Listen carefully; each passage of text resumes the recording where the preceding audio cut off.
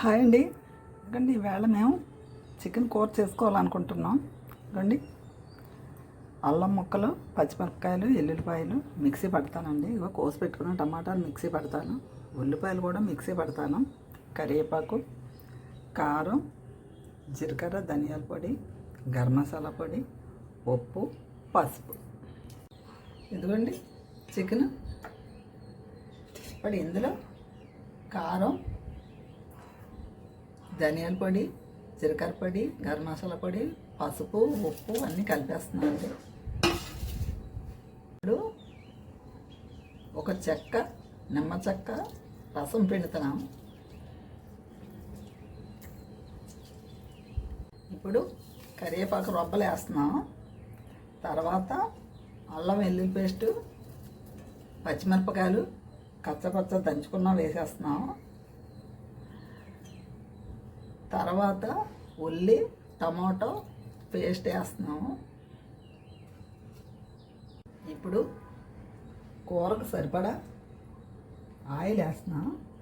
పెద్దోళ్ళు ఎలాగ వండేవారండి అప్పుడు, నేను అలాగే చేసేస్తున్నాను, కొద్దిగా కదా చికెన్ అనేసి.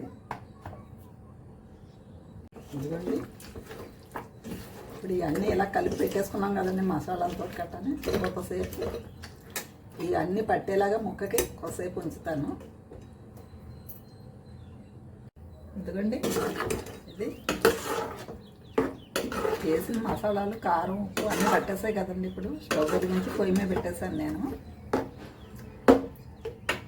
నేను ఇందులో పెద్ద టమాటాలు 2 వేసానండి. 2 ఉల్లిపాయల ముక్కలు కోసే మిక్సీ పట్టాను. ఒక 4-5 పచ్చిమిరపకాయలు వేసాను.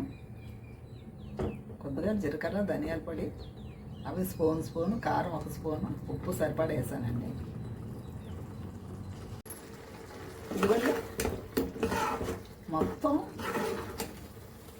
కారం, మసాలాలు మొత్తం అన్నీ ఈ చికెన్ పట్టేసింది కదండి. ఇప్పుడు నేను ఇందులో నీళ్ళు వేస్తున్నాను, వేడి నీళ్ళు వేస్తున్నానండి.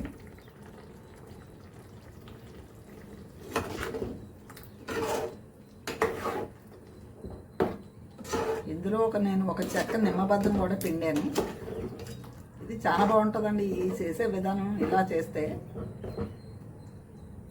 మూత పెట్టేస్తాను.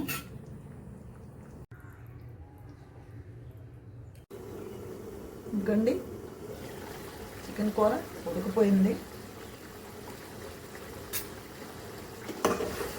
అదిగండి